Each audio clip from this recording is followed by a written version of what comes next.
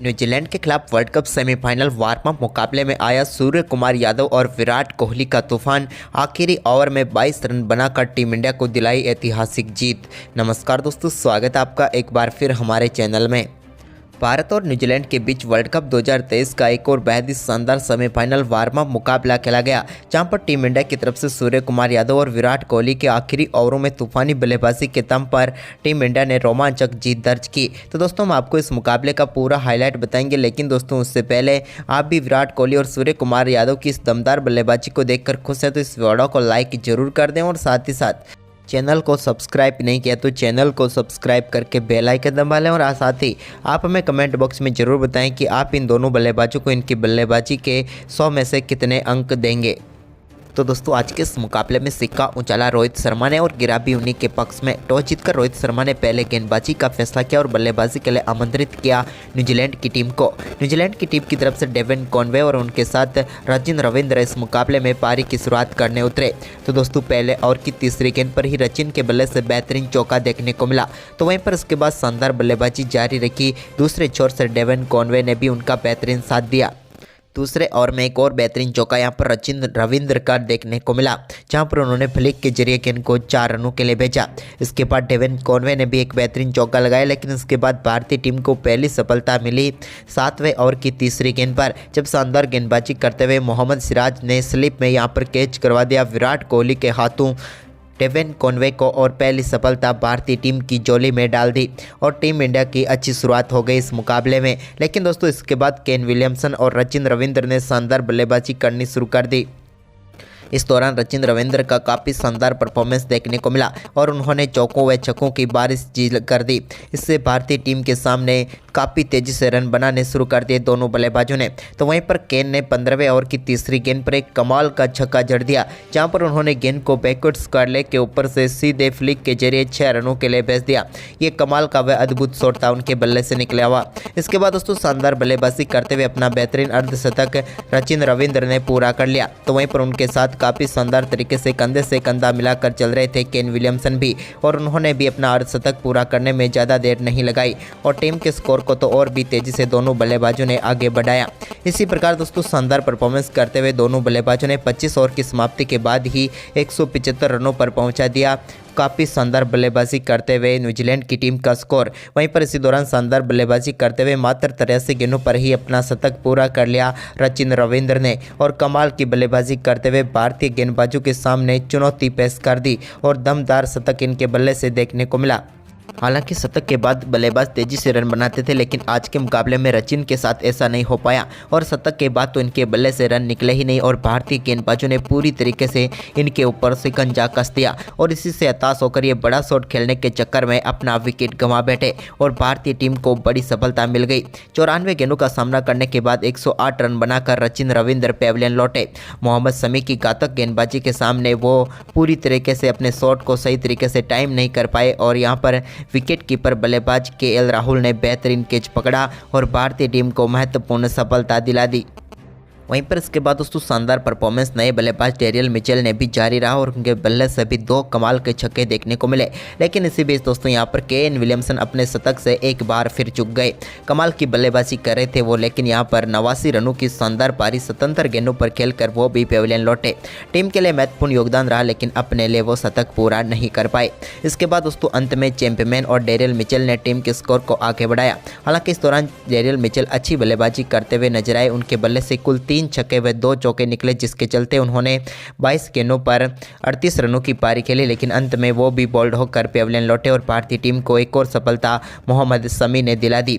वहीं पर अंत के ओवरों में भारतीय गेंदबाजों की अच्छी वापसी कही जा सकती है, क्योंकि एक समय तक लग रहा कि ये टीम 400 की तरफ बढ़ जाएगी, लेकिन उसको रोकने में कामयाब हुए भारतीय टीम के गेंदबाज। हालांकि अंत में यहाँ पर मिचेल सेंटनर ने भी अच्छी पारी खेल कर दिखाई, तो साथ ही उनका अच्छा योगदान दिया ग्लेन फिलिप्स ने भी, लेकिन फिलिप्स को यहाँ पर बोल्ड किया जसप्रीत बुमराह ने और पेविलियन भेजा। इसके बाद दोस्तों, भारतीय टीम के सामने 345 रनों का स्कोर खड़ा करने में कामयाब हुई न्यूजीलैंड की टीम। वहीं पर इस विशाल लक्ष्य का पीछा करने उतरी टीम इंडिया की तरफ से रोहित और गिल ने कमाल की शुरुआत दिलाई।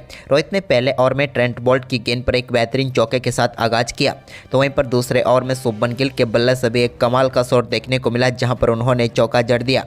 इसके बाद दोस्तों तीसरे ओवर में एक बार फिर रोहित शर्मा जब क्रीज पर उतरे तो उन्होंने एक कमाल का शॉट खेलते हुए मिड विकेट की तरफ गेंद को 4 रनों के लिए भेज दिया।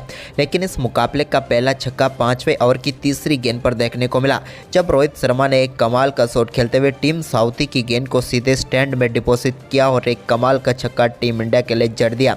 यानी कि इस मुकाबले में भारतीय टीम के लिए छक्कों का आगाज हो गया। इसके बाद दोस्तों 8वें ओवर में शुभमन गिल भी कहाँ पीछे रहने वाले थे, उन्होंने भी एक बेहतरीन कवर ड्राइव के जरिए बेहतरीन चौका लगाया और भारतीय टीम के स्कोर को 8वें ओवर में ही 50 रनों के पार पहुंचा दिया। दोनों बल्लेबाजों के बीच अब शानदार 50 रनों की पार्टनरशिप हो चुकी थी। लेकिन इसी बीच रोहित शर्मा ने एक पुल शॉट खेलते हुए 1 बाउंस गेंद को मिड विकेट की तरफ 4 रनों के लिए भेज दिया। यह भी कमाल का शॉट था ट्रेंट बोल्ट की गेंद पर निकला हुआ रोहित के बल्ले से। इसके बाद दोस्तों रोहित शर्मा ने ट्रेंट बोल्ट की ही गेंद पर एक स्ट्रेट शॉट खेला और इस बार तो उन्होंने फ्लैट सामने की तरफ छक्का जड़ दिया और कमाल की बल्लेबाजी का एक बार फिर उन्होंने परिचय दिया। इसके बाद दोस्तों शानदार लॉकी फर्ग्यूसन की गेंद पर एक और बेहतरीन चौका यहां पर देखने को मिला कमाल की बल्लेबाजी करते हुए शुभमन गिल के बल्ले से और उन्होंने कवर ड्राइव के जरिए गेंद को 4 रनों के लिए बाउंड्री लाइन के पार भेज दिया। इसके बाद इसी ओवर की 5वीं गेंद पर भी उनके बल्ले से एक और शानदार चौका देखने को मिला। अब दोनों बल्लेबाज शानदार परफॉर्मेंस कर रहे थे, लेकिन इसी बीच शानदार परफॉर्मेंस रोहित का जारी रहा और उन्होंने अपना बेहतरीन अर्धशतक पूरा कर लिया। रोहित की इस मुकाबले में कमाल की बल्लेबाजी रही, लेकिन अर्धशतक के बाद उन्होंने मिचेल सेंटनर की गेंद पर एक कमाल का चौका जड़ा, तो वहीं पर इसके बाद इसी ओवर में उन्होंने बल्ले के सामने की तरफ एक कमाल का छक्का जड़ दिया, जिसके साथ अब भारतीय टीम का स्कोर 14 ओवर की समाप्ति के बाद ही 100 रनों के पार पहुंच गया।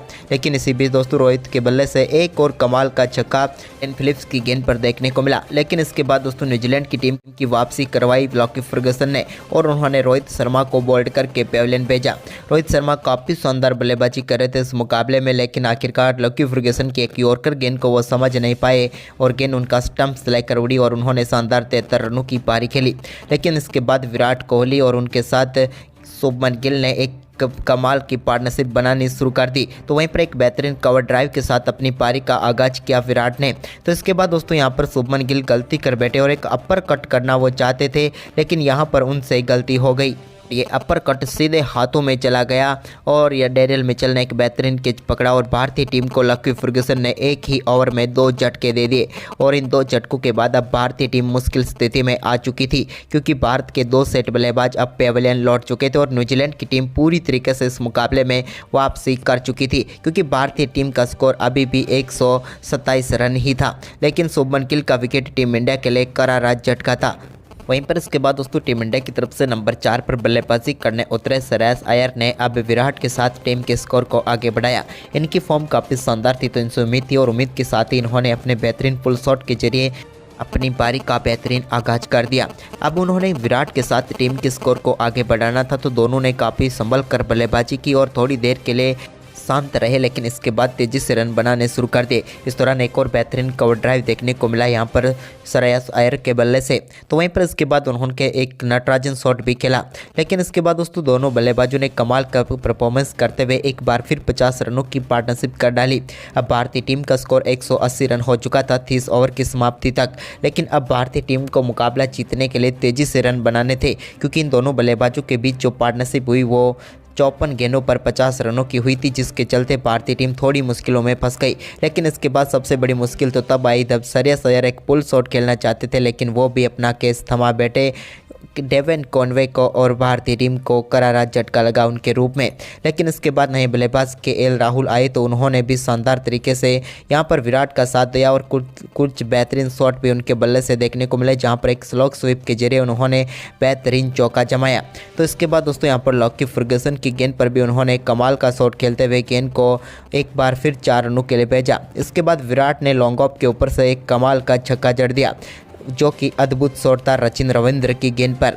वहीं पर दोस्तों इसके बाद तो दोनों बल्लेबाजों के बीच एक बार फिर 50 रनों की पार्टनरशिप हो चुकी थी, लेकिन इसी बीच भारतीय टीम को एक और करारा झटका 39वें ओवर में लगा, जब शानदार बल्लेबाजी कर रहे केएल राहुल को सचिन रविंद्र ने एलबीडब्ल्यू आउट करके पेविलियन भेज दिया और भारतीय टीम को आज के दिन का ये सबसे करारा झटका लगा, क्योंकि अब बचे हुए 11 ओवर में भारतीय टीम को मुकाबला जीतने के लिए 115 रनों की जरूरत थी। लेकिन केएल राहुल जो कि सेट हो चुके थे, लेकिन 37 रनों की शानदार पारी खेलकर वो भी पेविलियन लौटे। अब भारतीय टीम के लिए सारी उम्मीदें सूर्य कुमार यादव और विराट कोहली के कंधों पर आ चुकी थी। वहीं पर दोस्तों 40वां ओवर तो भारतीय टीम के पक्ष में नहीं गया, लेकिन 41वें ओवर में एक बार फिर फिलिप्स गेंदबाजी करने आए तो यहाँ पर विराट कोहली ने इस ओवर में पूरा फायदा उठाते हुए 3 बेहतरीन चौके इस ओवर में उनके बल्ले से देखने को मिले और इन 3 चौकों की बदौलत इस ओवर में 14 रन दोनों बल्लेबाजों ने बटोर लिए, जिसके बाद अब भारतीय टीम एक बार फिर मुकाबले में वापसी करती हुई नजर आई। लेकिन इसके बाद सूर्य कुमार यादव और विराट कोहली ने ठीक ठाक तरीके से टीम के स्कोर को हर ओवर में आगे बढ़ाया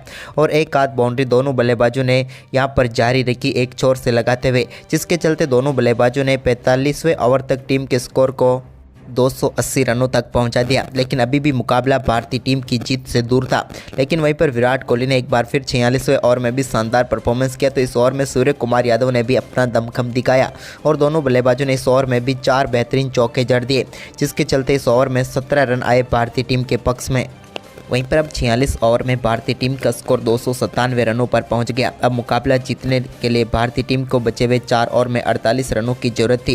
लेकिन तभी एक बार फिर यहां पर शानदार गेंदबाजी हुई न्यूजीलैंड की तरफ से और 47वां ओवर डालने आए टीम साउथी ने इस ओवर में शानदार गेंदबाजी करते हुए मात्र 3 रन खर्च किए। अब भारतीय टीम को बचे हुए 3 ओवर में मुकाबला जीतने के लिए 45 रनों की जरूरत थी। इसके बाद दोस्तों सूर्य कुमार यादव ने एक कमाल का स्कूप शॉट खेलते हुए 48वें ओवर में एक कमाल का छक्का फाइन लेग की तरफ जड़ दिया। इसके बाद इसी ओवर में विराट कोहली ने भी शानदार परफॉर्मेंस करते हुए सिंगल डबल के साथ दोनों बल्लेबाजों ने इस ओवर में 11 रन बना लिए। अब भारतीय टीम के पक्ष में मुकाबला आता हुआ नजर आ रहा था, क्योंकि बचे हुए 2 ओवर में भारतीय टीम को 34 रनों की जरूरत थी। इसी बीच सूर्य कुमार यादव ने 49वें ओवर में भी एक कमाल का शॉट खेला और एक बार फिर स्कूप शॉट के जरिए ही गेंद को बाउंड्री लाइन के पार भेजकर एक और शानदार चौका बटोर लिया। लेकिन इस ओवर में एक बार फिर अच्छी वापसी रही ट्रेंट बोल्ट की और शुरुआती 3 गेंदों पर सिर्फ 6 ही रन उन्होंने दिए। लेकिन इसके बाद दोस्तों यहाँ पर चौथी गेंद पर सिंगल लेने के बाद 5वीं गेंद पर जब विराट स्ट्राइक पर आए तो उन्होंने 5वीं गेंद पर एक सामने की तरफ कमाल का शॉट खेला और एक एक्स्ट्रा कवर के ऊपर से शानदार चौका लगाकर इस ओवर की आखिरी 2 गेंदों पर 2 शानदार चौके उन्होंने जड़ दिए, जिसके चलते अब आखिरी ओवर तक मुकाबला पहुँच गया, जहाँ पर भारतीय टीम को जीत के लिए 19 रनों की जरूरत थी। तो वहीं पर भारतीय टीम की तरफ से अब स्ट्राइक पर आ चुके थे सूर्य कुमार यादव, जबकि गेंद सौंपी गई थी न्यूजीलैंड के कप्तान केन विलियमसन ने लॉकी फर्गसन के हाथों में। लेकिन दोस्तों सूर्य कुमार यादव स्ट्राइक पर थे तो उन्होंने पहली गेंद पर कमाल का स्वीप शॉट खेलते हुए गेंद को 4 रनों के लिए बाउंड्री लाइन के पार भेजा। ये एक अद्भुत शॉट था जो इस प्रकार से खेला हुआ उनके द्वारा। लेकिन इसकी अगली गेंद पर उनके बल्ले से एक और कमाल का एक्स्ट्रा कवर के ऊपर से ही शानदार छक्का देखने को मिला। ये भी कमाल का ही शॉट था, जहाँ पर 2 गेंदों पर उन्होंने 10 रन बटोर लिए। अब भारतीय टीम के लिए मुकाबला थोड़ा आसान लग रहा था। लेकिन दोस्तों तीसरी गेंद पर सूर्य कुमार यादव फिर सिर्फ सिंगल ही निकाल पाए। अब 3 गेंदों पर 8 रनों की जरूरत थी, लेकिन विराट कोहली ने भी एक कमाल का शॉट खेलते हुए एक बार फिर गेंद को 4 रनों के लिए बाउंड्री लाइन के पार भेज दिया चौथी गेंद को। लेकिन 5वीं गेंद पर वो भी सिंगल ही ले पाए। आखिरी गेंद पर अब 3 रनों की जरूरत थी भारतीय टीम को इस मुकाबले को अपने नाम करने के लिए। लेकिन सूर्य कुमार यादव ने इस गेंद पर एक और कमाल का शॉट बैकवर्ड स्क्वायर लेग की तरफ खेलकर कमाल का छक्का लगाया और इस छक्के के साथ ही उन्होंने अपना बेहतरीन अर्धशतक भी पूरा कर लिया और साथ ही टीम इंडिया को इस बेहद ही रोमांचक मुकाबले में एक शानदार छक्के के साथ उन्होंने जीत दिलाई। हालांकि ये छक्का सिर्फ 55 मीटर का ही था जो कि पीछे फाइन लेग की तरफ गया, लेकिन टीम इंडिया की जीत के लिए काफ़ी था। तो दोस्तों आपको इन दोनों बल्लेबाजों का परफॉर्मेंस कैसा लगा, आप हमें अपनी राय कमेंट बॉक्स में ज़रूर दें। धन्यवाद।